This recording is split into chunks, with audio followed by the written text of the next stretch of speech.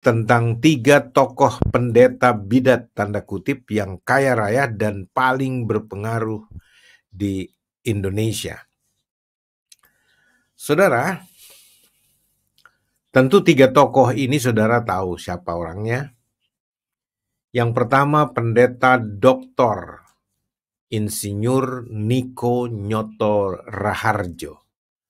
Pendeta Dr. Niko Nyoto Raharjo.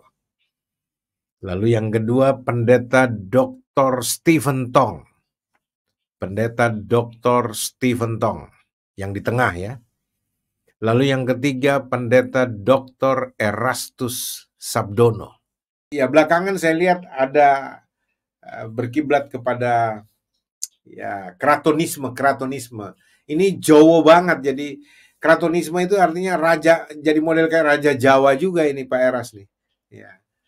Dan kalau mau bicara modelnya Pak Eras ini, orang yang berani buat terobosan teologis di dunia perteologian di Indonesia ini dan tidak takut dihujat, tidak takut dibidat-bidatkan, tidak takut dikatain sesat lah dan sebagainya.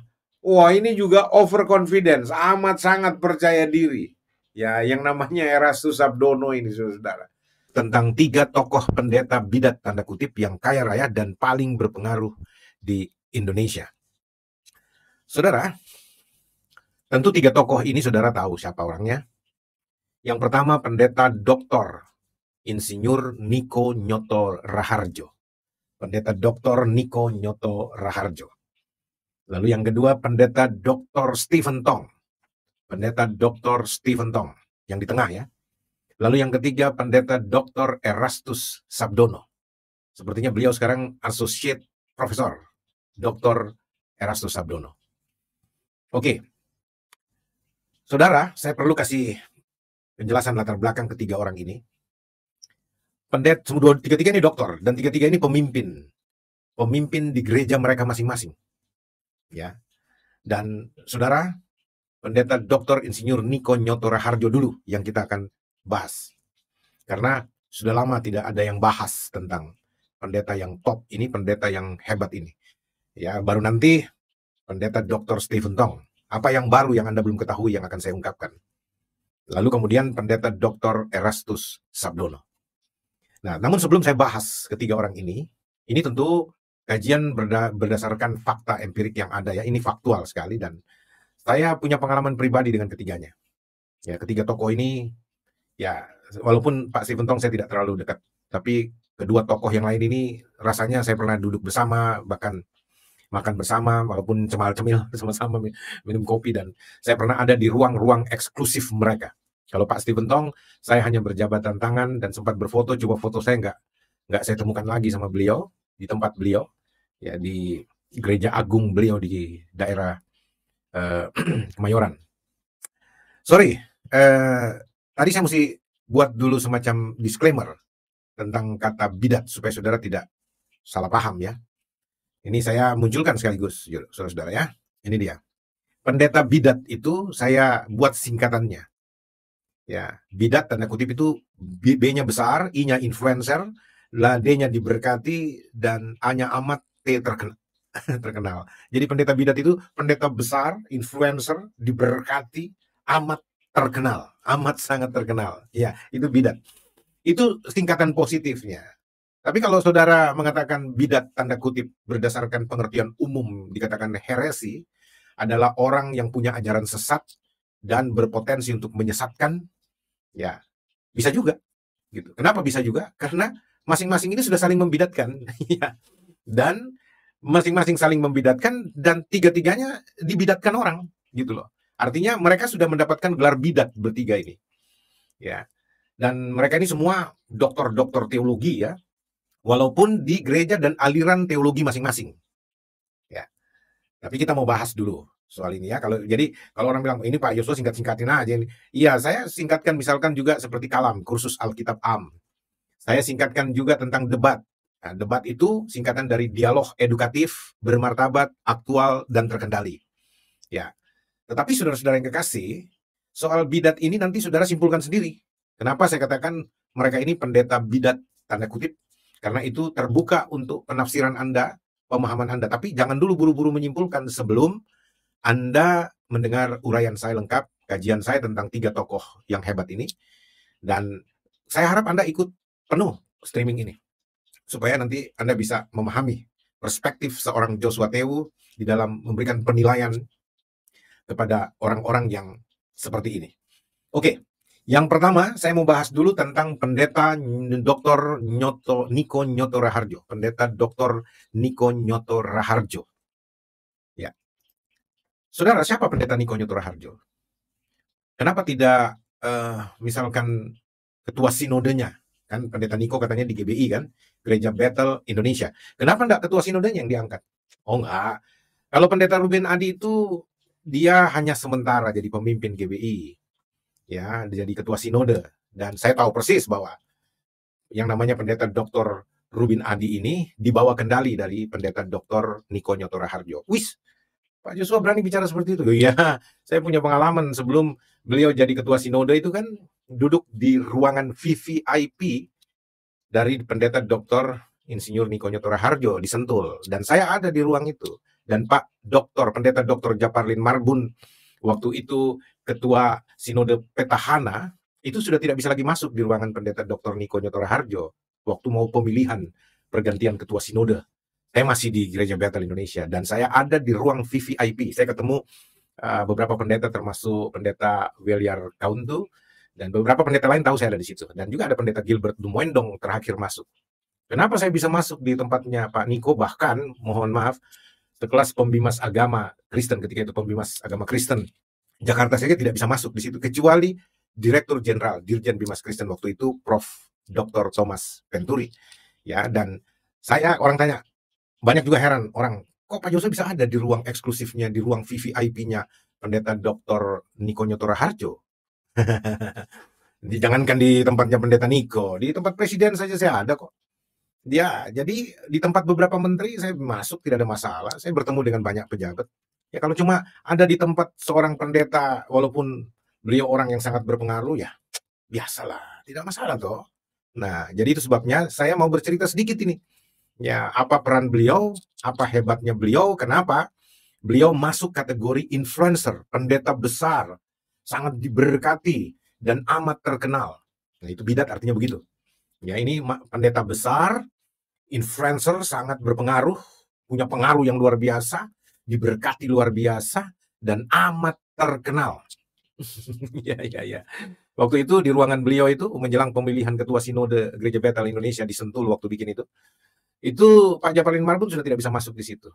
Yang saya ketemu di dalam adalah pendeta Dr. Ruben Adi. Nah, saya tahu, sebelum bergulir acara pemilihan ketua sinode, saya sudah tahu siapa yang akan jadi ketua sinode. Ya, saya bahkan sempat bicara, Wah. Saya bilang sama Pak Ruben Adi, selamat ya Pak Ruben. Apa yang, ya Anda akan menjadi ketua sinode berikutnya. Lah, kita berdoa saja, gitu ya. Tapi saya sudah tahu karena itu merupakan ruang khusus itu, ya, di mana kandidat utama yang akan didukung penuh oleh kekuatan pasukan dari pendeta besar, influencer hebat ini, ya, yang diberkati luar biasa ini, amat terkenal, terutama di kalangan GBI, wais. Itu sudah pasti. Dan dukungan dari Dr. Niko Nyoto Raharjo ini sangat signifikan. Gitu loh. Makanya saya langsung bisa tahu bahwa dia akan jadi ketua sinode. Ya, dan pasti Pak Japarlin Marbun kalah. Ya, dan itu betul terjadi. Ya, dan saudara-saudara, saya mau kasih tahu dulu, saya disclaimer ya. Ini bukan mau menyerang pribadi atau institusi gereja atau menjelek-jelekkan ya, sama sekali tidak. Ini saya mau ajak kita memahami di ruang terbuka ini bagaimana yang namanya orang-orang seperti mereka ini, influencer, seorang berpengaruh yang luar biasa, yang mungkin bisa diteladani atau jangan diteladani. Nah, itu saja. Ya, tetapi tidak ada pribadi-pribadi ini orang-orang yang tidak ada punya kejelekan atau keburukan moral dan lain sebagainya, tidak. Ya, ini mereka punya memang strategi, mereka memang orang-orang yang diidolakan. Bidat juga bisa bicara, ini pendeta besar, idola dari anak-anak Tuhan, tanda kutip. Itu bidat bisa disingkat begitu juga. Oh, ini pendeta bidat, ini pendeta besar, idola, ide itu idola, anak-anak Tuhan. Tentu anak-anak Tuhan yang dibawa kepemimpinan mereka. Ya, bidat Anda bisa tafsir apa aja lah. Ya, tapi saya bahas di sini bukan bidat mereka sesat, punya ajaran sesat, itu saya nggak mau terlalu itu sudah terbuka lah, semua orang tahu Pak Stephen Tong membidat-bidatkan Insinyur Niko Nyoto Harjo, ya, dan juga ya saling membidatkan satu dengan yang lain gitu. Nah, saudara, yang saya mau bahas bahwa Pak Niko ini punya peran yang luar biasa di Gereja Bethel Indonesia, bahkan di Indonesia. Kenapa saya katakan begini? Karena Pendeta Dr. Niko Nyoto Harjo dulu sebenarnya sama-sama dengan Pendeta Dr. Alex Abraham Tanusaputra, almarhum. Beliau sudah meninggal, jadi nggak usah dibahas. Yang membawa gerakan karismatik masuk di Indonesia adalah mereka berdua ini. Ya, Pendeta Dr. Alex Abraham Tanusaputra, kita udah nggak usah bahas, beliau sudah beristirahat di alam baka. Ya, dengan iman Kristen kita mengatakan beliau sudah ada bersama dengan Bapa di surga, ya sudah. Ya, dan yang ada sekarang adalah Pendeta Dr. Niko Nyoto Harjo. Nah, kenapa saya mengatakan bahwa mereka sangat luar biasa dalam membawa pengaruh? Ya, bahkan saya mau katakan mereka lah yang mengusung gerakan karismatik, ya, dan memakai Gereja Bethel Indonesia sebagai kendaraan mereka untuk mensosialisasikan dan menularkan gerakan karismatik di Indonesia secara luar biasa. Ya, Gereja Bethel Indonesia, GBI, sebelum beliau bergabung nih, sebelum Pak Alex Abraham Tanusaputra bergabung dengan Pak Niko, dengan Gereja Bethel Indonesia Betaninya, waktu itu GBI Betani pertama-tama. Ya, itu GBI biasa-biasa saja, bahkan dengan Gereja Tuhan di Indonesia, GTDI, yang ada di Medan, itu kan sebenarnya satu sinode di Tennessee, Cleveland, yang namanya Church of God. Ya, dulu Pendeta Dr. Sontang Pardede dengan Pak Pendeta Dr. H.L. Senduk, itu mereka menjadi misionaris dari dua lembaga besar gereja sending internasional seperti Church of God. Ya, cuman Dr. H.L. Senduk almarhum yang pendiri Gereja Bethel Indonesia ini itu dibawa Church of God saja, COG, Church of God, ya. Sementara Dr. Sontang Pardede itu yang mendirikan Gereja Tuhan di Indonesia itu dari Church of God of Prophecy. Tapi di Cleveland, Tennessee, itu mereka satu areal, cuma dibagi dua gedungnya setelah mereka juga berpecah di Amerika. Ya, jadi Pak Sontang Pardede almarhum, pendiri Gereja Tuhan di Indonesia ini, itu berkiblat ke Church of God of Prophecy, Gereja Tuhan yang Jaya, sementara Pak Senduk di kalangan Gereja Tuhan, Church of God. Ya, nah lalu kemudian kembali ke Indonesia berdua itu. Ya, terlalu panjang kalau saya mau cerita ini ya, tapi ya sekedar pengetahuan saudara saja. Jadi dulu Gereja Tuhan di Indonesia itu sempat berjaya, sempat luar biasa. Cuma basis terbesarnya itu daerah Sumatera Utara, Medan. Itu seluruh Sumatera Utara sampai Lampung itu juga bisa dikatakan GTDI itu besar sekali dulu. Bahkan satu Pulau Nias itu 70%, terlalu over ya kalau 50% lah. Dalam pengertian GTDI itu memenuhi seluruh Pulau Nias itu, Gereja Tuhan di Indonesia berkompetisi dengan gereja-gereja suku di Nias seperti BNKP, ONKP, Amin, ya, itu gereja-gereja 3 sinode besar di Nias itu, BNKP, Banuhan Niha Kriso Protestan, ONKP, ada gereja Amin. Nah, itu kalau digabung baru bisa sama dengan GTDI dulu. Karena GTDI itu besar, menguasai Nias, Sumatera Utara itu besar, saudara. Dan orang tahu lah, yang di zaman-zaman saya masih relatif muda ketika itu menjadi pekerja misionaris dari Gereja Tuhan di Indonesia. Saya juga dulu jadi ketua White Wing Publisher di Sumatera Utara. Dan saya nggak usah bicara lagi gereja itu karena saya nggak sedang bahas, tapi yang saya mau berbicara bahwa Gereja Bethel Indonesia dulu belum terlalu besar, nggak terlalu besar. Di gereja GTDI justru lebih besar dibandingkan GBI dulu. Ya, tapi ketika bergabung masuknya Pendeta Dr. Alex Abraham Tanusaputra dan Pendeta Dr. Niko Nyoto Harjo dalam GBI, dan mereka menamakan dirinya GBI GBI Betani. Ya, Pak Niko di Jakarta, Pak Alex di Surabaya. Dan tumbuhnya bersama besar. Ada bertiga sebenarnya, juga ada satu lagi Pendeta Dr. Insinyur Timotius Arifin yang ada di Bali sekarang. Nah, saudara-saudara, Pendeta Dr. Niko Nyoto Harjo ini saya katakan kenapa luar biasa? Karena beliau punya karisma sebagai seorang pendeta, backgroundnya juga pengusaha, tetapi beliau punya jiwa seni yang luar biasa, dan beliau penerobos pertama untuk menciptakan lagu-lagu rohani Kristen kontemporer.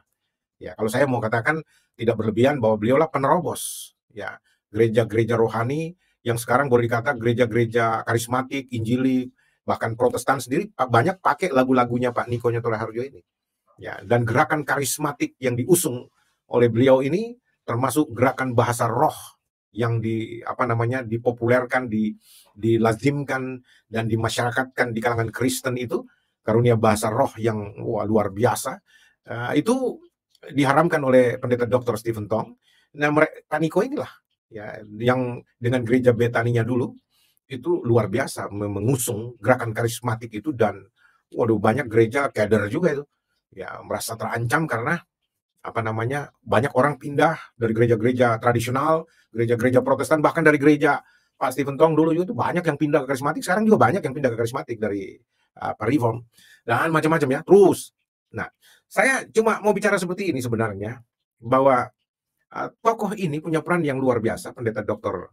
Niko Nyoto Harjo ini. Kenapa? Karena ya bahkan politisi-politisi pun kalau mau berbicara untuk menjadi kandidat kepala daerah misalkan, itu sungkemnya juga ke Pak Niko ini. Seperti kemarin Pak Ganjar Pranowo, itu sungkemnya ke Pak Niko. Dan banyak lagi. Dan saya mau kasih tahu sama saudara, bahkan ketika pemilihan-pemilihan ketua sinode Gereja Bethel Indonesia, itu calon-calon ketua sinode biasanya sungkem dan ambil hati sama Pak Niko ini. Karena apa? Pengikutnya beliau ini banyak sekali. Pak Niko punya jemaat ini, kalau saya nggak salah, sudah hampir 1.000 sidang jemaat lokal ya. Kalau saya nggak salah. Ya. Menurut yang saya dengar-dengar. Jadi di Gereja Bethel Indonesia ini beliau punya cabang yang paling besar dan pendetanya banyak sekali gitu loh. Terlepas dari orang bilang wah itu kan dipendetakan, itu urusan lain, yang penting mereka legal. Ya menurut tata dasar atau tata gereja GBI, pendeta-pendeta yang ratusan jumlahnya bahkan ribuan jumlahnya di dalam gereja-gereja lokalnya cabangnya Pak Niko ini itu besar sekali saudara. Jadi ketika Pak Alex Abraham Tanusaputra lepas dari GBI menjadi sinode sendiri Gereja Betani Indonesia, ya Pendeta Niko Nyoto Harjo memilih tidak mengikuti jejak langkah seniornya, termasuk seniornya Pak Alex Abraham itu, dan beliau memilih tetap tinggal di GBI. Beliau pengamat sejati, luar biasa. Karena apa? Dengan tetap di GBI, dia mengambil hati banyak pendeta di GBI, pro ke dia, dan bla bla bla bla, dia menjadi figur yang sangat kuat di Gereja Bethel Indonesia, GBI ya. Dan termasuk hubungannya dengan Sending International Church of God di Tennessee, Cleveland. Justru Pendeta Niko ini yang dipercaya oleh Sending Church of God dari Amerika ini. Nah, itu sebabnya beberapa seminar-seminar yang dilakukan itu sangat dibanjiri oleh banyak pendeta ya. Dan kita tahu salah satu aset yang luar biasa yang dimiliki oleh Pendeta Dr. Niko Nyoto Harjo ini adalah Sentul International Convention Center, SICC, di Sentul pastinya. Ya, dan itu juga jadi gereja dan biasa dipakai juga pertemuan-pertemuan akbar, konser-konser akbar yang luar biasa. Nah, ini yang menandingi auditoriumnya Pak Stephen Tong di Kemayoran.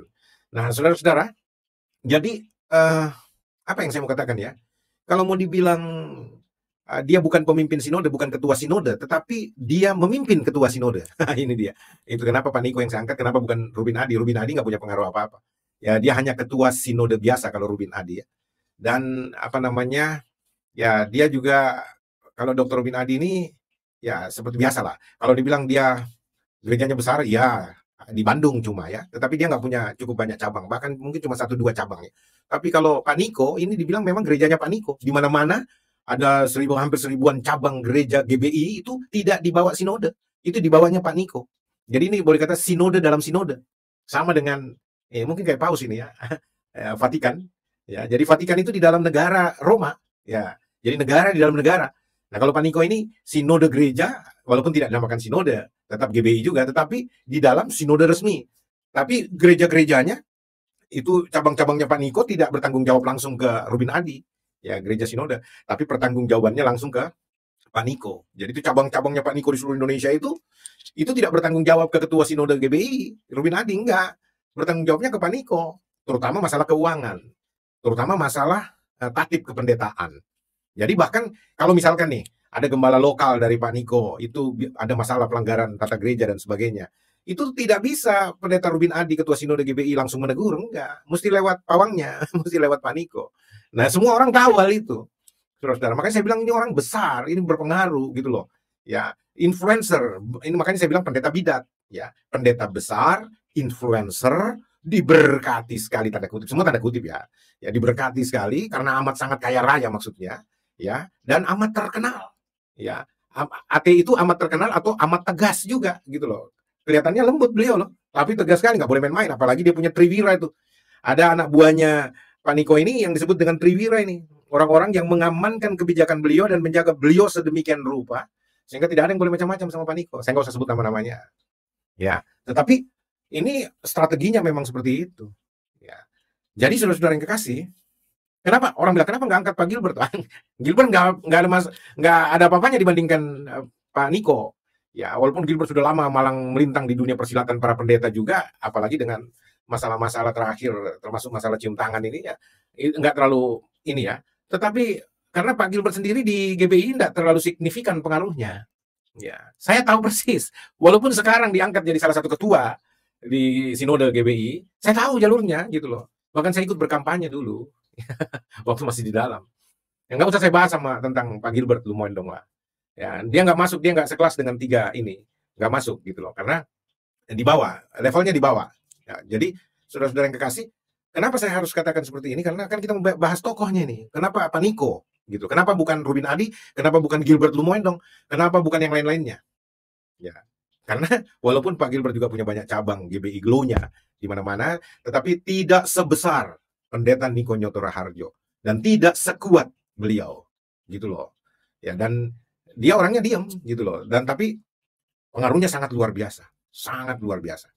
Ya, oke. Dan karya-karyanya sudah ratusan ya, karya-karyanya bahkan mungkin masuk bilangan ribuan dan orang-orang ya itu yang saya bilang. Kalau Anda tidak kenal Pak Niko Nyoto Raharjo, keterlaluan gitu loh.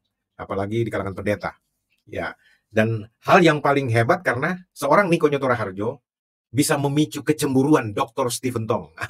Ingat dulu kasus dia menyerang Pak Niko Nyoto Raharjo yang saya sudah bikin juga kontennya ya soal COVID. Ya, Pak Niko khotbah, lalu dia berdoa memberhentikan COVID dan sebagainya. Ya doa karismatik biasa, gaya doa karismatik kan. Ya istilahnya setan diusir, sakit penyakit dikutuk, dimatikan kuasanya. Ya, gaya karismatik mirip-mirip Pantekosta kan. Ya, saya ikat engkau setan iblis di dalam nama Yesus, saya patah-patahkan kuasamu. Aku hancurkan engkau, kepatahkan engkau. Kami ikat engkau di dalam nama Yesus. Tanya kau. Wah, ini kan hebatnya, sudah dia ikat, dia hancurin, dia patah-patahin itu setan iblis, lalu diusir lagi. Setannya bilang begini, lu udah ikat gua, lu injak-injak gua, lu patah-patahin gua dan sebagainya, lalu lu usir gua, keterlaluan juga. Enggak ya, ini saya juga bercanda di kalangan karismatik Pantekosta kan kalau berdoa, dalam nama Yesus, kami ikat engkau setan iblis, dalam nama Yesus, kami patahkan engkau, kami hancurkan engkau, kami injak-injak kau di telapak kaki kami hancurkan engkau di dalam nama Yesus, anyah iblis. Ditengking. Iblisnya bilang, sudah diikat, dipatah-patahin, diinjek-injek, dihancur-hancurin, tapi diusir. Gimana gue bisa pergi? Gue udah hancur-hancur nih, gue udah patah-patah, diusir lagi. tapi memang begitulah gaya orang Pantekosta karismatik berdoa yang modelnya kayak gitu. Yang konon kabarnya sekarang sudah ditinggalkan gaya itu oleh pendeta Dr. Erastus Abdono. Pak Eras sudah nggak berdoa seperti itu. Pak Eras berdoanya lebih akademik sekarang karena beliau calon profesor, associate profesor doktor teologi. Jadi seorang akademisi teologi seperti Pak Eras itu lebih doanya lebih seperti itu ya. Nah, saudara-saudara yang kekasih, ya itu Pak Niko tadi ya. Jadi pengaruhnya sangat luar biasa sampai bisa mempengaruhi emosinya Dr. Stephen Tong. Itu kalau bicara influencer ya. Sampai waduh luar biasa lah. Dan sampai sekarang Pak Stephen Tong mengatakan karismatik itu bidat, ya karismatik itu sesat, ya Kristen yang sesat dan seterusnya. Ya, itu haknya Pak Stephen Tong.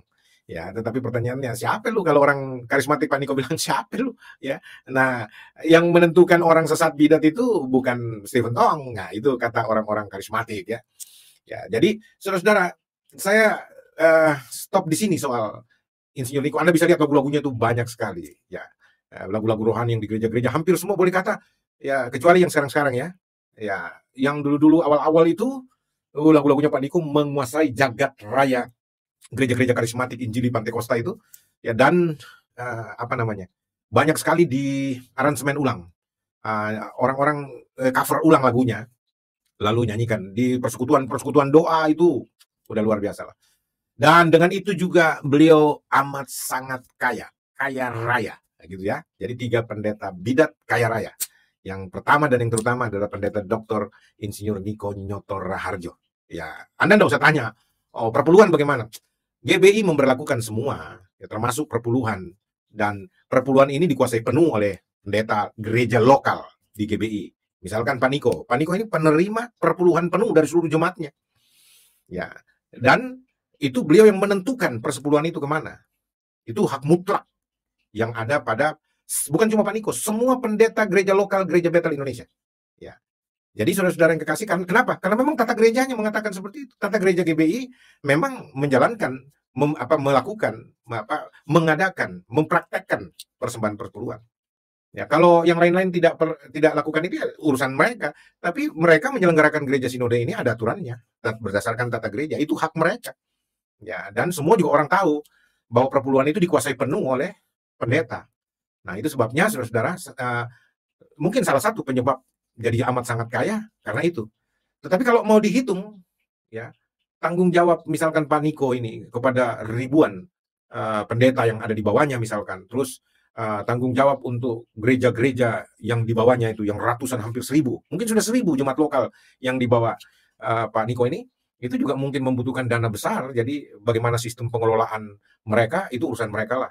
Ya, tetapi memang di setiap gereja lokal yang dibawa kepemimpinan beliau itu, koordinator ibadahnya itu nggak ada orang biasa. Semua orang-orang yang punya kemampuan finansial yang hebat lah, pengusaha-pengusaha hebat dan seterusnya. Jadi memang begitu pola yang diterapkan untuk untuk menghidupkan gereja di zaman sekarang dengan gaya seperti itu. Ya, oke. Jadi saudara sudah tahu kenapa Pendeta Dr. Niko Nyotora Hardjo yang saya angkat sebagai figur pertama. Ya, bukan Ruben Adi, bukan Gilbert Lumoendong, dan bukan pendeta-pendeta lain yang ada di GBI. Tidak, karena Pendeta Niko lah yang merupakan influencer terbesar di Gereja Bethel Indonesia dengan pengikut yang luar biasa besar, saudara-saudara. Tentu saudara tahu kalau saya bicara seperti ini, bicara finansial pasti juga sangat besar, sangat luar biasa, alias kaya raya. Oke, ya, jadi sangat berpengaruh, iya, signifikan pengaruhnya. Kalau sampai misalkan Pak Niko keluar dari GBI, seluruh pasukannya Pak Niko keluar, misalkan berdiri sendiri kayak Pak Eras, wah itu GBI bisa jadi kayak gereja kampung itu, ya, dan artinya tidak bisa berkutik, tidak bisa berjaya lagi seperti sekarang. Cuman hebatnya Pak Niko nggak mau keluar, itu aja. Tapi dia tahu dengan begitu dia menguasai GBI. Nah, ini yang dibilang leader. Kepemimpinan itu tidak selalu signifikan.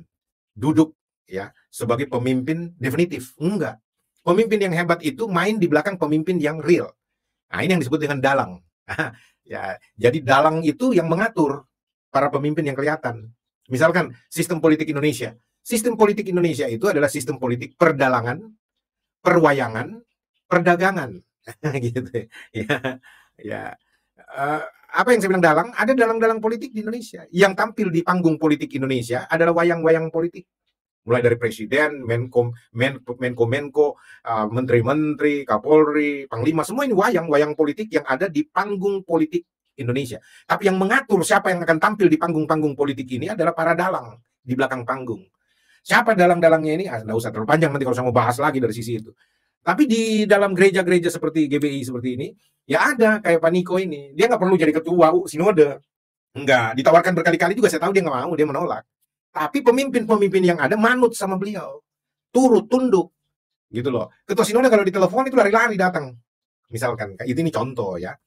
Jadi, apa namanya? Ya, ini leader behind ya, pemimpin yang ada di belakang. Ya. Jadi dia mengendalikan pemimpin yang ada di depan. Nah, ini hebat. Makanya saya katakan, kalau yang lain-lain itu levelnya di bawah ya. Dengan tidak bermaksud apa-apa, tapi ini faktual ya. Anda bisa uji apa yang saya katakan ini benar atau tidak. Anda bisa tes, Anda bisa selidiki lah gitu. Ya, saya tahu karena saya dari dalam saya lihat dan tokoh-tokoh ini. Tapi sekali lagi disclaimer, saya tidak dalam rangka menjelekkan ya. Karena GBI adalah gereja terbesar, salah satu gereja terbesar di Indonesia yang punya banyak sekali pengikut dalam dan luar negeri. Ya, dan Pak Niko juga punya cabang di luar negeri banyak pendeta-pendetanya dan berpengaruh secara internasional juga. Ya, jadi kalau pendeta-pendeta dari luar negeri datang, carinya Pak Niko, bukan pendeta Ruben Adi, bukan. Ya, bule-bule itu sending-sending itu datang ke Indonesia mesti Pak Niko Nyotora Hardjo, bukan Pak Ruben Adi, bukan Pak Gilbert, bukan yang lain, bukan. Ya, kalau bicara sinode itu tokohnya adalah Niko Nyotora Hardjo. Ya, oke. Jadi inilah pendeta bidat yang pertama. Ya, bidat tanda kutip, jangan marah dulu bos. Kan pendeta bidat itu yang saya maksud ini. Jangan dipelintir-pelintir bahasa saya ya. ini kan yang saya sudah ini saya kasih ini muncul dia nih. Nah, pendeta bidat itu, lihat yang teks yang berjalan itu, pendeta bidat tanda kutip itu besar. Ini pendeta besar, influencer, diberkati, amat terkenal. Itu bidat artinya begitu ya.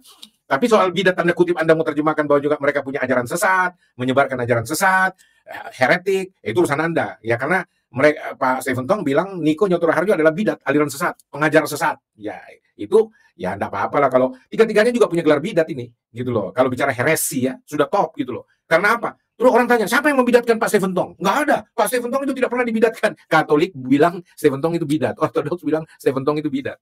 Ya, jadi orang-orang Protestan ini semua bidat kalau di depan mata Katolik dan Ortodoks.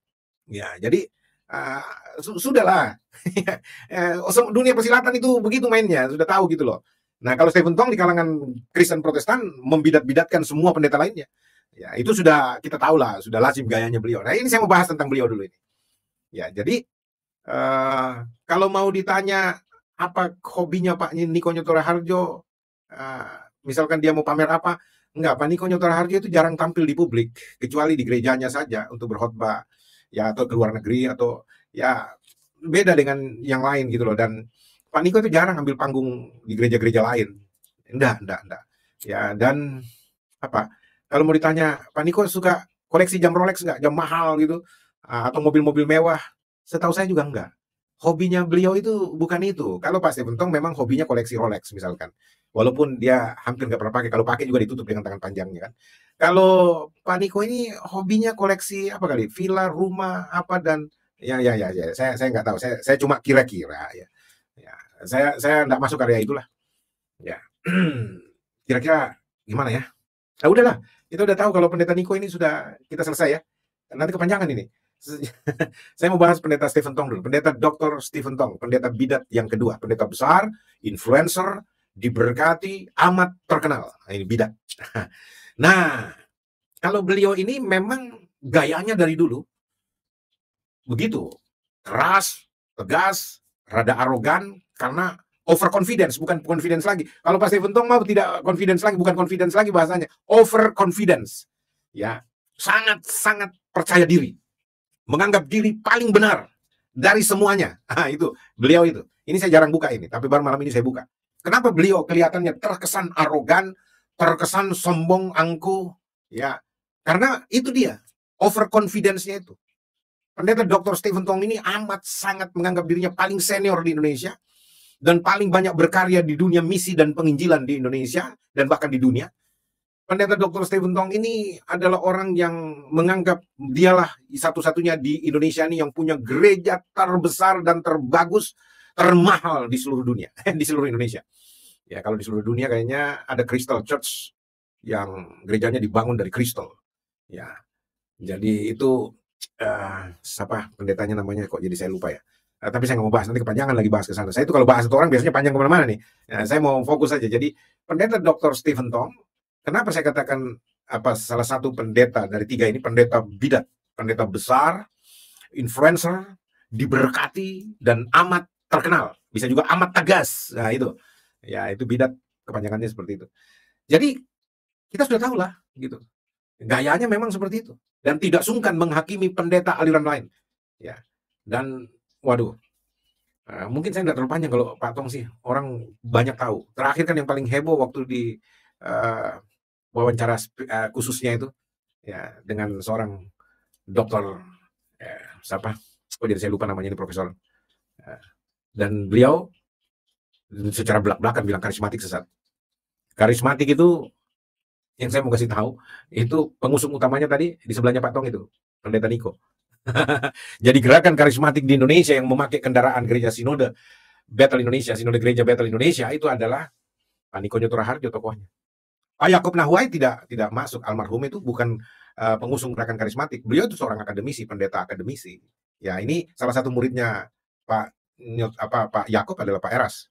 Ya, tetapi saudara-saudara, saya nggak mau bahas orang yang sudah meninggal, sudahlah. Ya, yang kita mau bahas ini yang masih hidup nih. Ya, dan Pak Niko sudah selesai kita bahas. Dan banyak, kalau Pak Niko juga saya contohi dia soal dia suka bernyanyi dalam pelayanan. Dan saya juga begitu. Kebetulan sama aja sih hobinya. Dia suka bikin lagu, saya juga suka bikin lagu. Ya walaupun beliau senior ya. Dan lagu-lagunya banyak juga menginspirasi. Ya. Dan saya mengikuti gayanya, orang bilang ya nggak apa-apa lah karena dia lebih dulu pelayanan ya, bahwa ya, kadang-kadang berkhotbah sambil nyanyi. Saya juga kadang-kadang begitu. Ya, dan dia suka bikin lagu sendiri, saya juga bikin lagu sendiri. Cuma mungkin lebihnya, saya suka bikin esai, puisi saya baca di gereja saya. Kalau Pak Niko nggak suka bikin puisi, syair-syair lagunya aja dia buat. lalu dia bikin lagunya. Kalau Pak Stephen Tong, apa yang saya tiru dari beliau? Yang saya tiru dari beliau itu soal kepercayaan diri, dalam pengertian bahwa ini yang Alkitabiah itu solanya itu loh, berapa sola itu? Sola gratia, sola fide, sola scriptura, sola solideo, ya, terus apalagi satu, solideo gloria, lalu ada 5 solanya beliau itu, ya. Saya suka, dan jujur pendeta Dr. Stephen Tong adalah salah satu favorit saya dulu. Waktu saya masih baru-baru bertumbuh terlibat dalam pelayanan, saya suka sekali beliau punya gaya ketegasan dan sebagainya. Ya sedikit-sedikit ada pada saya lah kalau mau bicara ininya ya, gayanya kerasnya. Ya saya termasuk keras juga orang bilang kalau khotbah. Ya dan ya beliau itu influencer dengan gayanya, dan beliau berbicara dengan semua pendeta dari luar negeri juga, berdiri posisi tidak kalah, saudara-saudara. Itu yang saya suka sama Pak Stephen Tong. Dengan pendeta-pendeta besar di dunia ini, ya, di berbagai negara, enggak pernah beliau berdiri istilahnya tunduk-tunduk setengah badan sama pendeta-pendeta luar negeri, enggak. Yang saya tahu pendeta Dr. Stephen Tong kalau berdiri sama mereka, bahkan Pak Tong yang menggurui mereka dan sangat disegani. Orang-orang pendeta-pendeta dari luar negeri sangat respect sama Pak Tong ini, saudara-saudara. Jadi makanya saya berani katakan beliau salah satu pendeta bidat, tanda kutip, pendeta besar, influencer, ya, diberkati, ya, amat tegas. Nah, kalau ini amat tegas. Ya, kalau Pak Niko bidatnya itu pendeta besar, influencer, diberkati, amat terkenal. Nah, kalau Pak Tong amat tegas, bidat. Ya, gitu. Nah, saudara, saya nggak bahas ajaran-ajaran beliau ya, enggak. Saya mau bicara bahwa apapun kepercayaannya Pak Tong, misalkan ya, Pak Tong masuk kategori pengajar Tritunggal sejati, ya bahkan kalau mau dikategorikan beliau tidak pernah tarik perkataan beliau bahwa Allah Tritunggal itu 3 pribadi, bla bla bla. Dia sebut Allah Bapa, Allah Anak, Allah Roh Kudus, 3, selalu begitu beliau, ya, dan seterusnya. Itu tegas, keras, ya. Dan ini yang mungkin orang-orang lain bilang, ya itu bukan Tritunggal, Triteos misalkan. Artinya beliau percaya 3 Allah, triteistik dong. Ya artinya 3 Allah ini, triteos ini, ya satu Allah Bapa, Allah yang satu lagi Allah Anak, Allah yang satu lagi Allah Roh Kudus. Profesor Yosias itu yang dari STT Jakarta itu mengatakan gaya penyebutan seperti ini terkesan amat sangat triteistik gitu. Tapi saya nggak bahas masalah Tritunggal, capek, saya bosen. Jujur kalau mau bicara Tritunggal, bosen saya. Itu aja putar-putar. Lalu semakin hari pembahasan Tritunggal semakin konyol, semakin tolol, semakin bego gitu loh. Semakin kehilangan akal sehat orang-orang yang bahas Tritunggal melulu itu aja. Ribut masalah oneness, keesan. Aduh jadi tolol deh. Ya, makanya saya berhenti. Enggak, udahlah. Lu mau percaya Tritunggal silahkan. Mau percaya oneness silahkan. Oneness juga udah kacau balau nih, terbelah 3 ini. Apalagi, waduh. Nanti Pak Era sendiri adalah Unitarian. Sekarang dengan dia punya kepercayaan yang baru ini, beliau tidak menempatkan diri pada Tritunggal lagi. Tidak juga mempercayai oneness. Tetapi beliau adalah Trinitarian, Unitarian. Nanti kita bahas. Ya, tetapi yang saya mau bahas dulu, Pak Tong ini seorang yang paling berpengaruh soal ajaran Tritunggal. Banyak, bahkan beliau itu dijadikan tokoh teladan untuk mengencangkan suara untuk membela Tritunggal itu. Ya, sangat luar biasa. Ya, itu respect aja sih. Ya, soal salah benar itu urusan lain lah. Kita berbicara tapi seorang yang berpegang teguh kepada ajarannya, kepada keyakinan yang dia yakini berdasarkan Alkitab. Dia bilang ini ajaran Alkitab. Ya udah mantap. Ya, saya juga percaya bahwa Allah yang Esa, Tuhan yang Esa ini adalah Tuhan Yesus Kristus, tidak ada yang lain. Ya, tidak ada juru selamat di luar Yesus.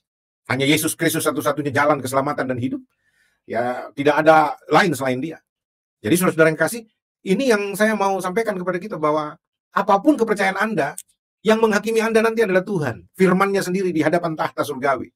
Makanya saya sendiri nggak mau bilangin bidat mereka dalam pengertian punya ajaran sesat. Urusan mereka lah itu kalau soal itu. Ya kalau mau bilang di Indonesia ini, siapa yang nggak sesat? Siapa yang nggak bidat? Bidat semua pendeta-pendeta di Indonesia ini sesat semua. Bidat semua, maksudnya saling menyesatkan, saling membidatkan. Ya, orang Protestan bilang Pentakosta bidat, sesat. Ya, ingat dulu, termasuk karismatik nih. Waktu dulu reformasi baptisan Selam. Waduh, itu ribut itu. Waduh, pendeta-pendeta Protestan apa segala macam. Nggak usah bicara Katolik lah, itu agama sendiri. Kalau Katolik kan agama sendiri. Kita bicara agama Kristen ini. Katolik bukan Kristen. Katolik itu sendiri, agamanya sendiri. Ya, saya berpatokan kepada, ya memang kitab sucinya beda. Kitab suci Katolik kan ada 3 bagian. Perjanjian Lama, Deuterokanonika, dan Perjanjian Baru. Sedangkan Alkitab Kristen cuma 2 bagian, Perjanjian Lama dan Perjanjian Baru saja. Lalu Katolik dengan segala macam model penyembahannya, dengan sistem teokrasinya, satu kepemimpinan sedunia. Nah, itu makanya saya bilang itu tersendiri lah, agama tersendiri itu. Kita nggak bahas Katolik, ya. Kita bahas pendeta-pendeta dalam lingkup kekristenan ini. Saya nggak terlalu suka urus agama orang, termasuk Islam, Buddha, Hindu, Konghucu. Saya hormati aja, ya. Tapi saya nggak terlalu suka. Saya sendiri sekolah dari SD, SMP, SMA itu Katolik semua. Saudara-saudara. Jadi kalau mau dibilang dunia Katolik, saya juga tahu isinya di dalam. Karena berkali-kali juga saya ikuti acara-acara semacam touring atau semacam misi ke daerah-daerah seperti ke Mamasa di Sulawesi Selatan, di beberapa tempat dari tim kefrateran di Makassar itu, seperti orang-orang yang belajar di seminari, ada novenis, ada juvenis, ya, dan ada frater banyak yang saya kenal lah. Ya, dan saya boleh dikata di dunia Katolik dari SD sampai SMA itu Katolik semua. Ya, lalu nanti setelah tamat SMA baru saya ke Universitas Hasanuddin di Makassar. Sebelumnya ke Brawijaya dulu 1 tahun saya di Universitas Brawijaya Malang. Lalu kemudian saya kembali ke Makassar karena orang tua saya sakit waktu itu, lumayan sakit keras ibu saya. Lalu saya pindah ke Makassar dan sekolah di Universitas Hasanuddin di jurusan Sosiologi, Fakultas Ilmu Sosial dan Politik Visipol Unhas di Makassar, ya. Lalu kemudian saya terpanggil untuk juga menyerahkan diri bertobat lewat Perkantas, Persekutuan Kristen antar universitas. Makanya kenal Dr. Midas Simanjuntak, insinyur. Itu Bang Midas. Saya lihat Bang Midas jarang, tapi sudah mulai muncul juga TikToknya nih. Kalau Bang Midas lihat saya, telepon saya, Bang Midas. Rindu juga kita ngopi sama-sama, ya. Terus ada Bang Mangapul Sagala. Ini abang saya, almarhum, sudah meninggal. Ya. Dan dunia Perkantas, ya kenal saya lah. Ya, jadi apalagi yang di daerah Makassar gitu, ya. Jadi belum lagi Pesat, pelayanan desa terpadu. Jadi saya juga aktif di pelayanan desa terpadu Pesat, ya. Waktu masih ada Om Damaris, masih ada Jeremia Rim, masih Aras Yahaan, dan ya banyak Bambang Wijayanto di ini. Saya tidak sebut panjang nanti, saudara. Kalau perjalanan yang saya lalui ini lumayan. Jadi saya kenal pendeta-pendeta hebat, dan pendeta-pendeta ini kenal saya, gitu. Karena saya juga yang ya lumayan menonjol di dalam pergerakan-pergerakan ini. Ya, jadi saudara-saudara yang kekasih, kira-kira seperti itu, ya. Yang saya kembali ke Pak Stephen Tong. Jadi kenapa Pak Pendeta Tong begitu pede, overconfidence? Karena memang makanannya beliau itu, asupan teologinya beliau itu memang bukan buku-buku lokal, referensi-referensi internasional, dunia, teolog-teolog dunia yang dan memang ya kalau lihat kisahnya, saya nggak usah review lagi lah, saudara tahu lah. Walaupun sebenarnya cara bicaranya beliau itu sederhana sebenarnya, ya, dalam ungkapan-ungkapan khotbahnya itu biasa saja, ya, beda dengan lulusan-lulusan doktor sekarang itu, ya, yang sekarang banyak di BMPT KKI itu, ya, dokter-dokter teologi yang baru-baru lulus kemarin itu, kalau ngomong khotbah atau ngajar, wah, itu gaya bahasanya itu gaya bahasa yang teologi sekali gitu, yang di awan-awan, sehingga ya dia enjoy sendiri, orang nggak ngerti apa yang dia bahas gitu, kecuali kalangannya sendiri yang memang ya satu alur referensi. Nah, tetapi kan kita bicara ini, kita jadi pendeta mau didengar oleh siapa? Jemaat atau cuma kalangan teolog gitu loh. Nah, kalau Pak Stephen Tong itu, ya, saya yakin semua orang hormat, respect bahwa beliau adalah seorang teolog terkemuka di Indonesia. Ya, tapi Anda lihat cara khotbahnya biasa saja, gitu. Kutipan-kutipannya juga biasa saja, kalimat-kalimatnya biasa saja.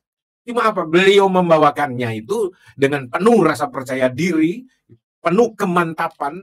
Ya, cuma sayangnya, itu overnya itu loh, over confidence-nya itu buat beliau jadi sombong, jadi angkuh. Kenapa? Ini yang saya mau bongkar. Ya, karena beliau nggak bergaul, itu masalahnya. Beliau nggak terbuka bagi pendeta-pendeta lain gitu loh. Karena bagi Pak Stephen Tong, satu kali sesat, bidat, nggak ada lagi. Pokoknya modelnya seperti itu. Ya, ikutnya kemana? Gaya Katolik juga. Katolik bilang Martin Luther, Calvin, Zwingli, semua sesat gitu loh. Ya, menyimpang dari gereja, keluar dari gereja. Tegas sampai sekarang Katolik begitu. Ya, tetapi itu yang diikuti Pak Stephen Tong. Ya, pokoknya karismatik sesat, Pantekosta sesat. Sesat. Ya, nggak ada tawar-menawar. Mau bilang apa, saudara? Emang begitu modelnya, jadi turunan juga itu. Katolik menurun ke beliau hantam ke bawah ini. Ya, makanya gaya penghakiman Pak Stephen Tong itu bisa dilihat dari mana alurnya. Gitu. Dan saudara, Pak Stephen Tong salah satu orang yang, ya, kalau saya mau bilang, termasuk orang yang rada aneh tapi nyata. Karena beliau bisa waktu khotbah berhenti terus marah kalau ada ribut suara anak-anak itu. Dulu saya ingat persis. Saya beberapa kali ikut di bawah pelayanan beliau. Ya, KKR beliau di Makassar, di mana-mana. juga dulu suka datang. Waduh, itu bisa suruh diam, dan suruh keluar.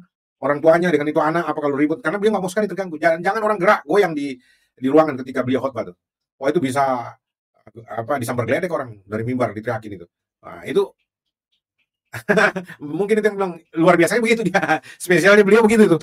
Ya. Dan saudara-saudara, kalau amat kaya, nggak usah dibilang lagi lah. Walaupun beliau menyangkal-nyangkal itu, bilang beliau tidak kaya. Tetapi amat sangat kaya. Ya, kalau pengakuannya dalam podcast beliau dengan dokter siapa sih, lupa ini. Tunggu dulu, ada yang bisa ingatkan tuh ya. Ya. Jadi itu Renal Kasali ya, Profesor Dr. Renal Kasali itu beliau jelas bilang, Pak Tong kaya sekali ya. Oh tidak, cuma kita perlu uang banyak. Ya, gaya bahasa beliau menghindar itu. Ya, nggak apa, saya tidak kaya tapi saya perlu banyak uang. Ya, karena untuk membiayai dan sebagainya. Nah, ini yang saya mau masukkan soal percakapan itu. Saya sudah bahas juga, tetapi yang saya mau katakan begini. Beliau termasuk salah satu pendeta mungkin di Indonesia, tapi saya pikir kalau kita berbicara tentang hobinya beliau, itu mengoleksi barang-barang mewah, barang-barang antik, termasuk lukisan-lukisan antik, walaupun itu dengan konteks atau alasan pelayanan untuk gereja, untuk pelayanan. Termasuk gedung-gedung besar dengan auditorium musikal yang, waduh, punya nilai kompetitif dengan auditorium konser internasional di luar, seperti Divina dan lain sebagainya. Ya, kenapa seperti itu? Karena beliau anggap yang begitu bisa memuliakan Tuhan. Nah, di sini saya berbeda sama beliau. Apa yang saya berbeda? Kalau beliau kan fanatik untuk membangun gedung mewah untuk menunjukkan kemuliaan Tuhan lewat gedung-gedung mewah, gedung-gedung besar, gereja-gereja kaya, gereja-gereja yang saya di sini saya agak bertolak belakang sama beliau. Karena apa? Bagi saya Yesus ini penafsiran perspektif teologi saya ya. Yesus menyuruh merombak bait suci itu. Yang bait suci mana? Bait suci Salomo yang nilainya belum ada tandingannya sampai sekarang. Kalau kita mau hitung dengan uang sekarang ini, bait suci Salomo yang dinubuatkan dihancurkan, dan Yesus bilang hancurkan bait Allah ini. Keluar dari mulut Yesus, hancurkan bait Allah ini, dalam 3 hari saya membangunnya. Ya.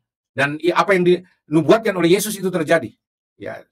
Tahun 70 Masehi, Jenderal Titus dengan pasukannya mengamuk dan menghancurkan bait Allah Salomo ini, ya, bait suci Salomo ini. Itu tepat seperti ini. Akan ada waktunya tidak ada satu batu pun terletak di atas batu yang lain. Semuanya akan dihancurkan, dirobohkan. Itu tergenapi, saudara-saudara. Dan sampai sekarang, bait Allah itu tidak terbangun. Bait suci itu tidak terbangun. Dan saudara-saudara, ketika ada di gunung, kemuliaan, Gunung Tabor, Yesus dimuliakan di atas gunung, ada Musa, ada Elia. Ada Yesus di tengah. Lalu kemudian murid-murid yang ikut waktu itu, Petrus, Yakobus, dan Yohanes, itu tersungkur ketika melihat mereka bertiga itu, Musa dan Elia dan Yesus, itu dalam penampakan itu ada Musa dan Elia mendampingi Yesus, dan murid-murid di dalam catatan Injil mengatakan begitu luar biasanya tempat ini. Lalu keluar dari ucapan mereka ini para murid, sebaiknya di sini kita akan bangun 3 kemah, 1 untuk Yesus, 1 untuk Musa, 1 untuk Elia, 3 bait suci mau dibangun. Tapi kemudian awan gelap itu menutupi mereka, menutupi Yesus, Musa, dan Elia di Gunung Tabor itu, ya, dan mereka tersungkur ketakutan. Si Petrus, Yakobus, dan Yohanes ini. Ya, lalu kemudian ada suara yang berseru dari awan itu. Ya, inilah anak yang kukasihi, kepadanya lah aku berkenan. Ya, suara itu kemudian melenyapkan awan itu, dan kemudian sisa Yesus sendiri. Musa dan Elia lenyap. Artinya ketika Petrus, Yakobus, Yohanes mencoba untuk membangun 3 bait suci, penanda untuk Yesus, untuk Musa, dan untuk Elia, itu larang keras itu. Nggak bisa. Bagaimana kau bisa samakan Musa dan Elia dan Yesus? Setara, nggak bisa. Ya. Sehebat apapun Musa dalam pelayanannya, Elia dalam pelayanannya di masa mereka, nggak bisa disetarakan dengan Yesus. Makanya awan itu menutupi ketiganya, dan kemudian suara Tuhan muncul, inilah anak yang kukasihi, kepadanya lah aku berkenan. Lalu awan itu lenyap, tinggal Yesus seorang diri. Inilah dia anak yang kukasihi. Kata suara Tuhan, suara Bapa itu. Bapa di surga berbicara, inilah anak yang kukasihi, menunjuk kepada Yesus secara fisikal. Ya. Jadi bukan Musa dan Elia. Bagaimana bisa disamakan Musa dan Elia dengan Yesus? Gak bisa, saudara-saudara. Ya. Itu sebabnya, saudara-saudara yang kasih, saya berdasarkan beberapa hal di dalam Alkitab, ya, kita tidak bisa menempatkan Yesus pada kemah bangunan manusia, buatan manusia. Tidak ada bait suci yang bisa menampung Tuhan. Makanya Di zaman Yesus tidak ada lagi zaman pengkultusan bait suci, gedung. Ya, karena masa itu harus sudah berakhir.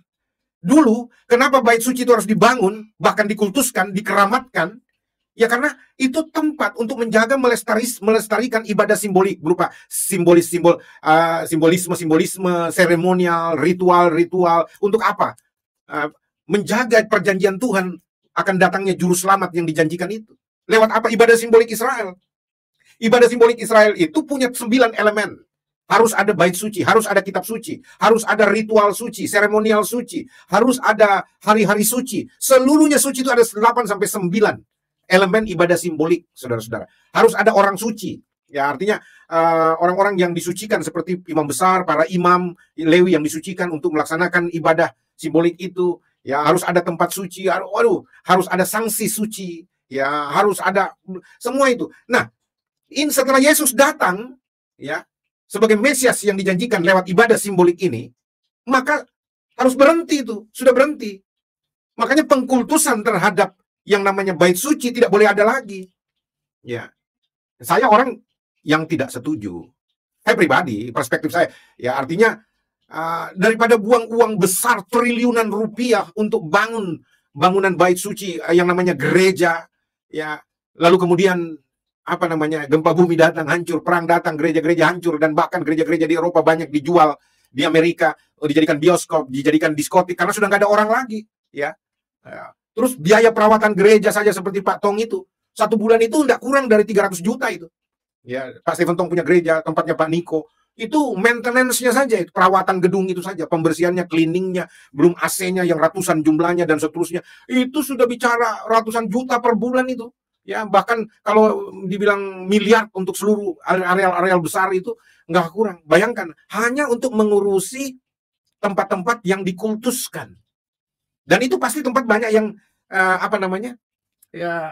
tidak berfungsi sebagaimana ininya. Paling seminggu saja, hari Minggu. Hari Senin, Selasa, Rabu sampai Sabtu kosong itu gereja yang besar itu, tempat yang besar itu. Kecuali ada ibadah tengah minggu, seminar dan seterusnya misalkan. Tapi kan tidak setiap hari ada seperti itu. Jadi ruang-ruang itu banyak tidak terpakai di gereja yang besar, di GRII misalkan.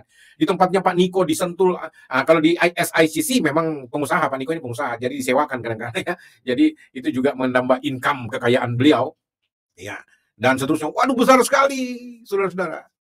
Jadi yang namanya bangunan seperti itu, bait suci, di zaman Yesus sebenarnya tidak boleh lagi. Saya juga makanya heran, saya jalan di seluruh Israel itu sampai ke Yordania, Mesir, ya walaupun saya di satu sisi hati saya ya lumayan juga ya. Waduh, gereja-gereja Katolik memenuhi seluruh tanah Israel. Gereja Ortodoks, Armenian, itu memenuhi seluruh daerah Israel itu. Gereja-gereja yang besar-besar ya. Waduh, itu luar biasa sekali ya.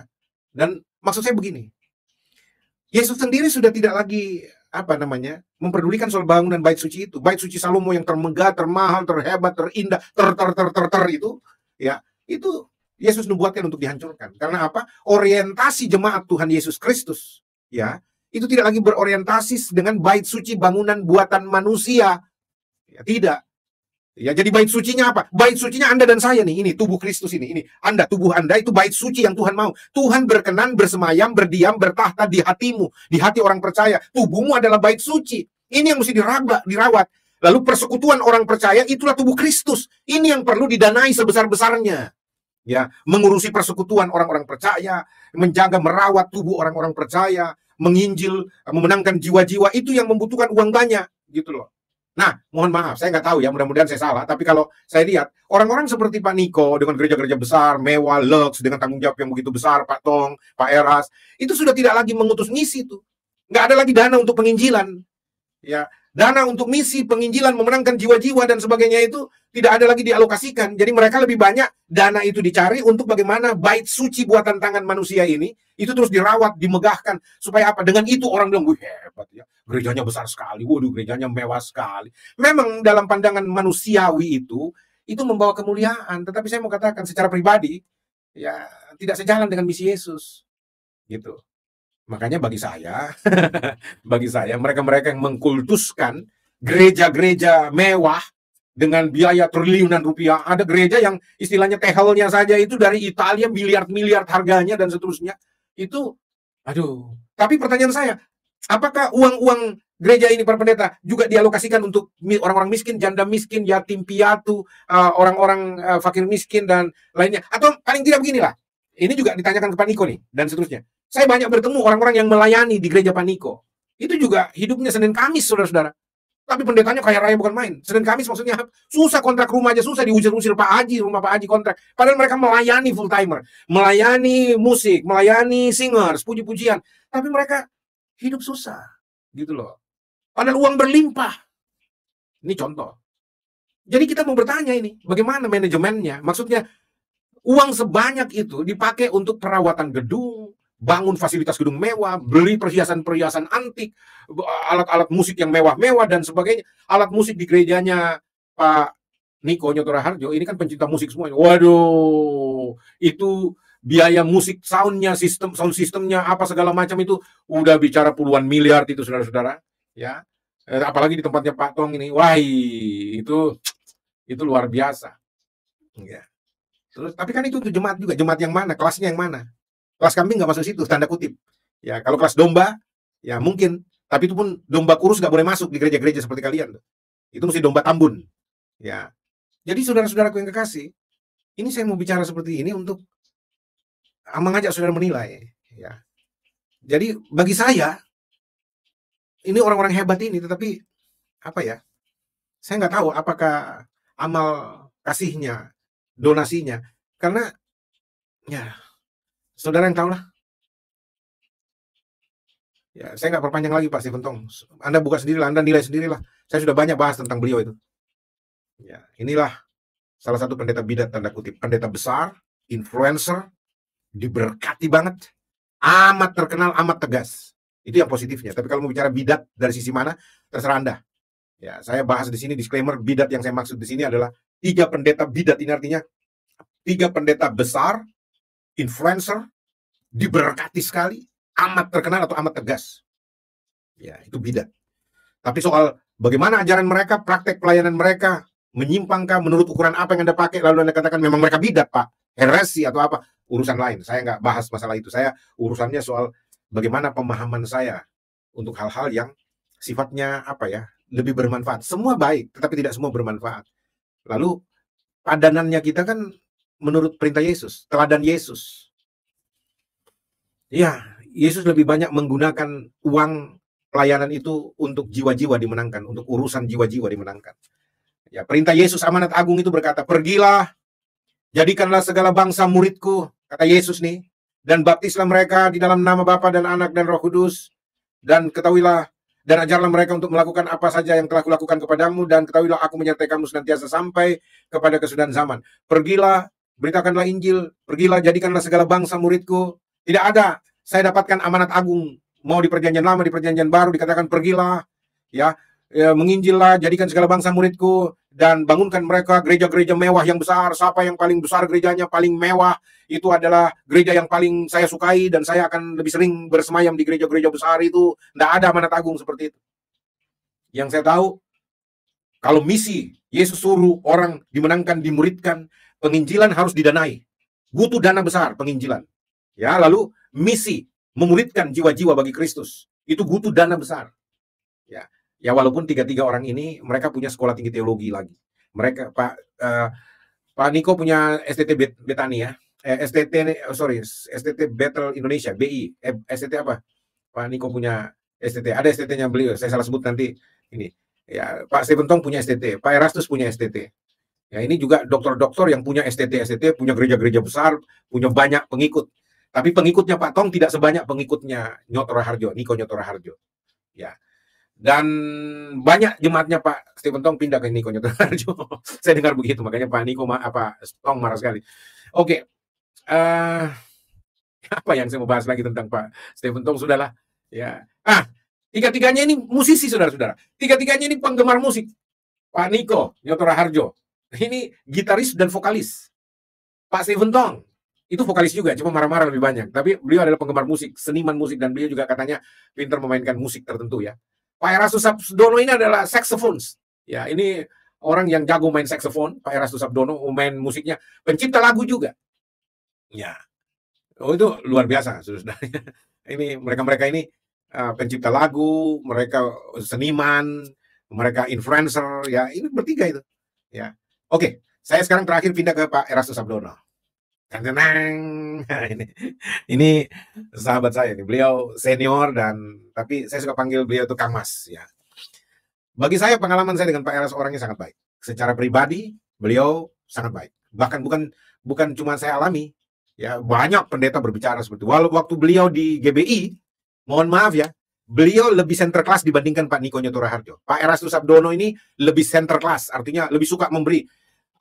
Pak Erastus ini penyumbang dana pelayanan bagian barat bagi para pendeta-pendeta di GBI. Sebelum Pak Eras keluar dari GBI, itu kalau pendeta-pendeta dari daerah datang kekurangan duit apa semua larinya ke Pak Erastus. Ya, jarang lari ke Pak Niko karena kemungkinan besar tidak dapat apa-apa. Ya, tapi kalau ke Pak Eras kemungkinan besar minimal ongkos pulang dapat. Ya, kalau tidak punya tiket pesawat misalkan. Dan Pak Eras kalau ada sidang-sidang raya GBI atau apa di sidang-sidang pendeta lah di Jakarta misalkan atau bahkan di luar Jakarta, beliau dengan pasukannya suka menyediakan jas buat para pendeta. Bahkan saya beberapa kali lihat, saya juga dapat jas dari beliau ya, misalkan. Terus beliau Pak Eras ini suka kasih gitar. Ratusan gitar itu, bahkan mungkin masuk kategori 1000-an gitar itu disebar ke seluruh daerah di seluruh Indonesia, dibagikan gratis buat mereka. Dan dulu Pak Erastus tidak ada cita-cita mau jadi ketua sinode, enggak. Sama sekali di GBI dia tidak mau jadi ketua sinode. Berkali-kali diminta mencalonkan diri, enggak mau. Ya. Dan yang namanya pendeta Erastus Sabdono ini masuk kategori bidat yang ketiga, pendeta besar, influencer, ya, diberkati sekali dan amat terkenal. Bahkan sekarang ini Pak Eras lebih terkenal dari Pak Niko Nyoto Raharjo dan Pak Tong. Kenapa? Karena namanya paling banyak disebutkan di dunia persilatan para pendeta. Ya, labelnya macam-macam. Ada yang bilang bidat lah, sesat lah, macam-macam label yang diberikan orang kepada Pak Eras, terutama para pencemburunya. Ya, para haters. Hatersnya Pak Erastus juga banyak sekali ya. Sama, mereka juga punya. Jadi orang-orang ini punya haters tapi punya pengikut fanatik. Ya, itulah hebatnya mereka bertiga ini. Ya, mereka punya pengikut fanatik, punya haters, pembenci abadi. Ya, itu. Terutama Pak Eras nih, pembenci abadinya banyak dari kalangan teolog-teolog juga nih. Ya. Dan saudara-saudara yang kekasih, kalau kita berbicara pendeta Erastus Sabdono masuk kategori pendeta besar, iya. Tidak bisa dipungkiri lagi. Kenapa? Karena beliau adalah orang yang punya pengaruh besar di kalangan pendeta-pendeta GBI. GBI agak goncang waktu Pak Eras keluar. Sampai ada himbauan tidak boleh bawa jemaat dan bla bla bla bla. Itu nggak usah kita ulang lagi lah. Kisruhnya itu bisa goyangin. Cuma untung Pak Niko masih di dalam. Untung Pak Timotius Arifin di Bali yang juga punya puluhan bahkan ratusan cabang di seluruh Indonesia.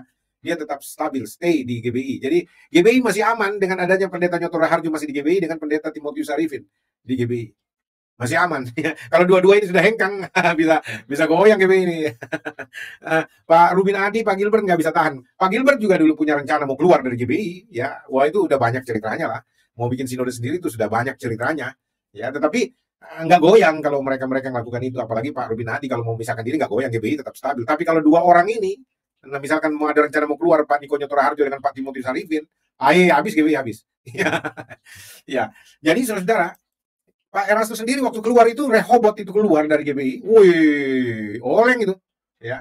Dan kita tahu kemudian semakin banyak orang mengikuti sinode baru yang dibangun oleh Erastus Sabdono, yaitu GSKI, Gereja Suara Kebenaran Injil ini. Dan ini yang saya bilang, ini pendeta besar karena apa? Besar pengaruhnya, dia influencer dan banyak orang membapaki dia, Pak Erastus ini. Kalau artinya dia berlaku sebagai bapak dan anak buahnya ini jadi anak-anaknya. Semua panggil bapake. Ya, bapake itu dalam bahasa Jawa itu ya kayak ayahnya, kayak bapaknya, bapak rohani, bapak spiritual. Memang dia punya salah satu ciri adalah fathership. Pak Eras ini. Ya, beda dengan Pak Niko. Ini Pak Niko alanya leadership. Beda yang satu ini fathership. Kalau Pak Niko leadership, big boss. Nah, kalau Pak Tong ya beliau kayak Führer, kayak pemimpin Nazi, itu Hitler, Führer ya. Kalau ini saya tidak bilang sama dengan Hitler, tidak. Maksudnya gaya kepemimpinannya itu modelnya Führer itu kalau beliau Pak Stephen Tong. Kalau Pak Eras beda, fathership, ya. Cuma memang ya belakangan saya lihat ada berkiblat kepada ya kratonisme. Ini Jawa banget, jadi kratonisme itu artinya raja, jadi model kayak raja Jawa juga ini Pak Eras nih. Ya. Dan Kalau mau bicara modelnya Pak Eras ini, orang yang berani buat terobosan teologis di dunia perteologian di Indonesia ini, dan tidak takut dihujat, tidak takut dibidat-bidatkan, tidak takut dikatain sesat lah dan sebagainya. Wah, ini juga overconfidence, amat sangat percaya diri. Ya, yang namanya Erastus Abdono ini, saudara. Cuma strateginya beliau ini yang Anda mesti contoh. Ya. Assalamualaikum warahmatullahi wabarakatuh. Berjumpa lagi dengan Jadid HMC ya, channel yang mengedukasi dan menghibur. Di kesempatan kali ini kita akan berbeda dari biasanya, teman-teman. Kita di sini akan membahas satu konten yang diangkat oleh Pendeta Joshua Tewu ya, atau yang lebih dikenal dengan nama Pastor Joshua Tewu. Siapa itu Joshua Tewu? Saya rasa nggak perlu saya jelaskan lagi. Bagi teman-teman yang nggak tahu, silakan di-searching. Bahkan saya pernah mengangkat skandal yang pernah terjadi kepada Joshua Tewu dan juga Pastor Sarah dan juga istrinya, ya, yaitu Pendeta Esther. Jadi saya pernah menjadi penasehat sekaligus pendamai antara keluarga Joshua Tewu dan juga Pastor Sarah yang waktu itu sempat saling mengadukan ke pihak kepolisian. Ya, jadi saya yang jadi penengah saat konflik itu terjadi. Bahkan Paul Jang ya, itu ngamuk-ngamuk dengan mengatakan gimana ceritanya pendeta berantem sama pendeta, yang jadi hakim, yang jadi penasehat, yang jadi konselornya malah Julius. Ya. Ini gimana gitu kan? Kok Muslim pula yang jadi penengah di antara konflik dua pendeta yang berantem? Yang seharusnya pendeta yang menjadi penengah, yang seharusnya pendeta itu yang bisa menahan diri. Ini enggak. Pendeta yang berantem sama pendeta malah HMC yang jadi penengah. Itu heboh ya. Heboh, dan mereka di situ mau nggak mau mengakui bahwa ya, saya adalah hakim yang adil, hakim yang adil ya. Jadi kita akan bahas Joshua Tewu. Ya, kalau teman-teman yang nggak tahu silakan di search. Dan Joshua Tewu inilah yang pertama sekali menampung Saifuddin Ibrahim. Jadi Bloko Suntur Saifuddin Ibrahim dulu pernah dimentorin oleh Joshua Tewu. Saat dia pertama sekali keluar dari penjara dan belum jadi siapapun ya, belum jadi siapa-siapa, dia itu belum terkenal saat itu, si Saifuddin. Jadi Saifuddin itu dulu diberikan tumpangan oleh Joshua Tewu, diajarin pelayanan, dikenalkan dengan banyak orang, sehingga Saifuddin bisa naik. Ya, dikenalkan dengan Pendeta Gilbert juga saat itu. Karena memang Joshua Tewu ini, walaupun kalau kita lihat sekarang ini bukan siapa-siapa, gerejanya juga nggak gitu besar ya. Gerejanya cuma satu, belum ada cabang, jemaatnya juga hanya ratusan, tetapi dia cukup berpengaruh. Ya, karena memang tipikalnya itu diplomatik. Ya, kita harus akui Joshua Tewu ini punya kemampuan diplomasi yang bagus. Dia jago menempel ke kiri, menempel ke kanan, melobi sana, melobi sini. Nah, jadi memang tipikal dia tuh tipikal tukang lobi, bukan tipikal yang bisa memimpin, bukan tipikal yang bisa membesarkan gereja. Ya, kalau saya lihat kelemahan dia ya seperti itu. Kelemahan Pak Joshua Tewu itu cuman jago di lobby, cuman dia nggak bisa membangun kerajaannya sendiri. Nah, kurang bisa dia. Jadi memang ada orang yang bakatnya seperti itu, talentanya seperti itu. Dia jago melobi, tapi ngurusin yang sendiri nggak pandai. Menasehati orang jago. Ya, memang seperti itu ada. Nah, jadi di sini Joshua Tewu membahas 3 orang pendeta terbesar di Indonesia, teman-teman. Ya, 3 pendeta bidat kaya raya. Nah, jadi dia bikin judulnya 3 pendeta bidat kaya raya yang sangat berpengaruh di dalam kekristenan, terutama Indonesia tentunya ya. Nah, teman-teman bisa lihat ini yang bikin judul bukan saya, tetapi langsung Joshua Tewu. Dan saya akan tanggapi karena saya tahu betul sepak terjang dari ketiga nama ini. Bahkan jujur ya teman-teman, saya pernah hadir di kebaktian 3 gereja ini. Ya, bahkan saya ya bisa dibilang fans lah. Ya, mau dibilang fans bisa juga disebut sebagai fans dari 3 pendeta ini, dan 3 pendeta ini cukup sering saya dengar. Ya, zaman dulu sangat sering saya dengar, dan khusus Erastus Abdono belakangan ini juga paling sering saya dengar, karena memang ya saya turut andil dalam viralnya pendeta Erastus Abdono yang mengajarkan bahwa Yesus hanyalah utusan, hanyalah manusia yang diberikan jubah kemuliaan sehingga bisa setara dengan Tuhan ya. Dan itu viral sekali. Dan ya kita tahulah teman-teman. Ya, kita tahu bagaimana Erastus Abdono itu dihujat habis-habisan, bahkan disepak keluar dari Ketua Umum BNPT KKI. Ya, gara-gara viral video tersebut, disepak dari Ketua Umum BNPT KKI. Dan memang video yang saya posting tuh yang nonton jutaan, teman-teman. Ya, ada satu video jutaan, baru sisanya ratusan ribu. Jadi memang viral sekali. Ya, di sini kalian bisa lihat kajian eksklusif tentang 3 tokoh pendeta bidat yang kaya raya dan paling berpengaruh di Indonesia, Joshua Tewu ya. Jadi bagaimana sih tanggapannya? Karena memang Joshua Tewu lebih kenal mereka dibandingkan saya. Joshua Tewu pernah duduk bareng, pernah ngobrol bareng, pernah sangat dekat. Bahkan khusus Erastus Sabdono, dia sangat dekat. Istrinya, yaitu Pendeta Esther, sampai sekarang masih sering pelayanan di tempatnya Pendeta Erastus. Ya, saya berkali-kali dengar, ya, saya berkali-kali juga tahu bahwa istrinya ikut di kebaktian Pendeta Erastus. Jadi ini pelayan di sana, ya, ikut bantu di sana. Jadi memang ketiga nama ini sangat dekat dengan Joshua Tewu, ya, kecuali Stephen Tong lah. Tapi Stephen Tong pun di beberapa kesempatan, beberapa kali satu panggung dengan Joshua Tewu, terutama dalam acara-acara pemerintahan, ya, dalam acara yang menyangkut pemerintahan, biasanya Joshua Tewu itu diundang. Karena memang dia tukang lobby yang jago, ya, dia pintar lobby dengan pemerintah. Jadi dia cukup dekat dengan pemerintahan. Dan kalian bisa lihat ya, dia mengundang banyak-banyak tokoh yang lumayan ngetop di Indonesia. Oke, kita akan dengarkan dulu bagaimana pemaparan Joshua Tewu mengenai 3 pendeta ini, dan nanti saya akan tambahi. Pendeta Niko Nyoto Raharjo, Stephen Tong, dan juga Pendeta Erastus Sabdono ya. Ini 3 pendeta raksasa, teman-teman. Ini bukan pendeta kaleng-kaleng ini. Kalau kalian search pendeta-pendeta top di Indonesia, 3 nama ini pasti masuk. 3 nama ini. Ya, ini raksasa. Dan seperti yang Joshua Tewu bilang, walaupun Pak Niko itu bukanlah ketua sinode dari GBI, yang jadi ketua sinode itu adalah Pak Ruben Adi, ya, Pendeta Ruben Adi yang di Bandung, tetapi orang tahu, terutama orang dalam GBI, yang lebih dihormati itu adalah Pendeta Niko. Jadi Pendeta Niko bilang A, Pak Ruben Adi bilang B, orang akan ikut A. Biasanya seperti itu. Karena memang lebih dihormati. Terus kenapa Pendeta Ruben Adi yang jadi ketua sinode? Ya itu nggak lepas karena Pak Ruben Adi itu anak dari Pendeta Julius. Ya, Pendeta Julius. Sama nama dengan saya. Itu pendiri GBI.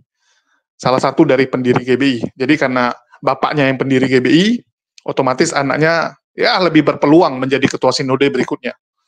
Ya, Pak Ruben Adi ini kan anak Pak Julius. Pak Julius itu ketua sinode sebelumnya. Ya, ketua sinode sebelumnya. Jadi ya dimaklumi lah teman-teman. Ya, kita nggak pungkiri kalau di Indonesia itu masih ada yang gitu-gituan. Kan gitu. Jadi biar kalian tahu, memang pengaruhnya beda teman-teman. Pak Niko itu memang udah sangat powerful di GBI. Istilahnya dialah seniornya. Dialah tokoh yang paling dihormati sekarang. Kalau zaman dulu masih ada beberapa orang ya. Zaman dulu sebelum pecah GBI masih ada nama-nama top yang lain. Ya, termasuk Pendeta Erastus. Ya, Pendeta Erastus dulu di GBI itu top juga, itu sangat dihormati. Ya, terus yang sudah meninggal dari Gereja Tiberias, siapa namanya? Pendiri Gereja Tiberias, itu dulu juga GBI kan? Pendeta Yesaya Pariaji, saya ingat ya, Yesaya Pariaji. Itu dulunya juga GBI Tiberias. Jadi dulu banyak orang-orang top di GBI, dan dulu GBI itu istilahnya masih banyak raja-raja kecil lah. Terakhir raja-raja kecil ini mendirikan sinode sendiri, ya, termasuk Mawar Sharon, Betani, itu dulu pecahan semua itu. Sehingga menyisakan hanya beberapa orang lah yang top di GBI sekarang. Salah satunya Niko. Ya, Niko. Terus di bawahnya itu adalah yang lebih kecil dari dia. Ya, contohnya siapa? Contohnya ya Gilbert Lumondong. Ya, terus si Muji ya, Pak Muji. Banyak, ada beberapa yang lain. Tetapi memang Niko ini beda kelas. Beda kelas sama Gilbert dan yang lain-lain. Jadi, ya Niko ini powerful sekali. Dan menurut Joshua Tewu, bahwa gaya kepemimpinan dia adalah gaya leadership. Artinya gaya bos memerintah. Ya, seperti seorang bos yang memerintah bawahan. Beda dengan Erastus. Kalau Erastus seperti bapak-bapak, mengayomi.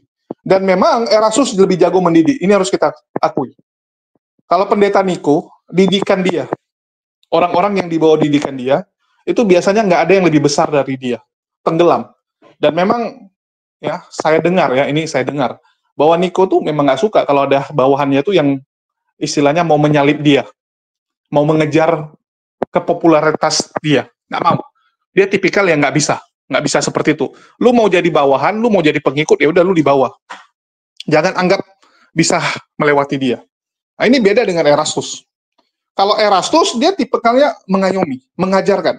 Dan dia bangga kalau ada anak didiknya yang bisa lebih hebat dari dia. Yang bisa lebih terkenal dari dia. Dia nggak ada masalah. Kalau Pak Erastus ya, itu sepengetahuan saya. Dan sudah banyak sekali didikan-didikan Pak Erastus itu yang berhasil. Ya, dia memang tipikal pengajar. Kalau Erastus Sabdono. Nah, kalau Stephen Tong, ya, Stephen Tong menurut Joshua Teu seperti Hitler ya.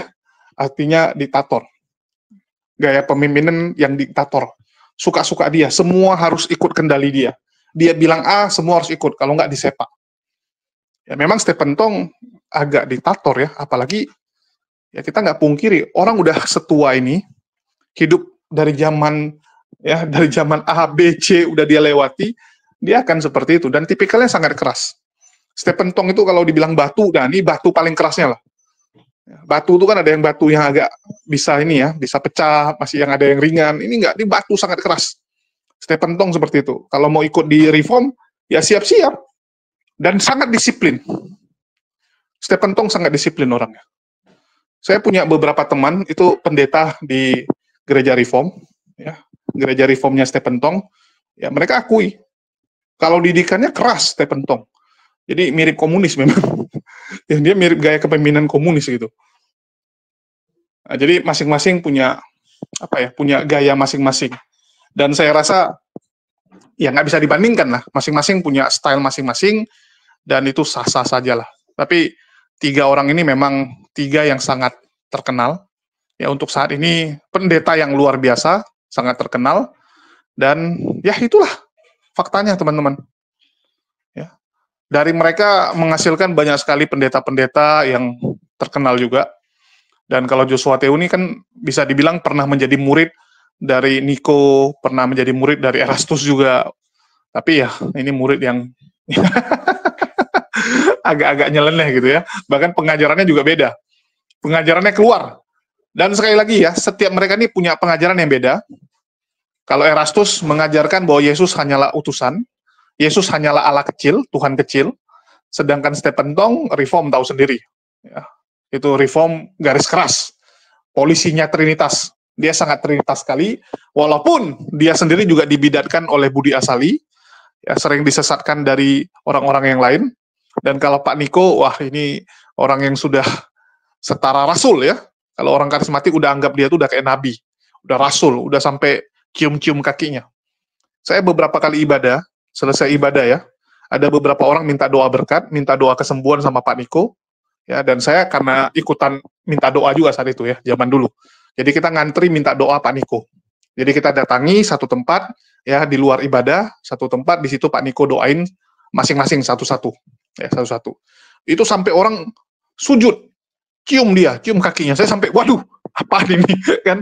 Kita cuma minta doa, ya udah sekedar tumpang tangan di kepala kita, nggak sampai kayak mereka nih ya, ekstrim sekali tuh.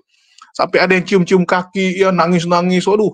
Saya bilang gila nih Pak Niko udah dianggap seperti nabi ya, udah dianggap seperti rasul. Nah, itulah kenapa Luga itu sangat membanggakan Pak Niko. Nah, Luga tuh pengen seperti Pak Niko. Ya, dia pengen seperti Pak Niko. Pak Niko tuh gila teman-teman. Dia ke Brazil udah dipanggil rasul ya. Dia bikin KKR di Brazil full satu lapangan bola. Ya, begitu doa, ya dia melakukan mukjizat, dia bilang itu semua orang dari tempat duduknya lari ke tengah lapangan. Wah gila itu. Bahkan Coach Stephen aja nggak sedahsyat itu ya, ini gila. Tapi waktu ditantang Stephen Tong suruh sembuhkan COVID, kabur dia. Ya, Stephen Tong pernah menantang pendeta Niko untuk menyembuhkan orang-orang yang terkena COVID. Waktu COVID lagi viral, lagi tinggi-tingginya. Dan pendeta Niko kabur ya, tidak menerima tantangan tersebut. Nah, itu sih sepenggal kisah dari 3 pendeta ini. Nanti kita akan bedah lagi ya kalau ada informasi-informasi yang mantap. Oke, mungkin itu aja yang bisa saya sampaikan. Ini untuk lucu-lucuan aja, sekedar informasi buat teman-teman. Makasih buat semua yang sudah menyimak dan mendukung channel ini. Makasih buat semuanya. Di akhir kata saya ucapkan wassalamualaikum warahmatullahi wabarakatuh. Sampai jumpa di lain kesempatan.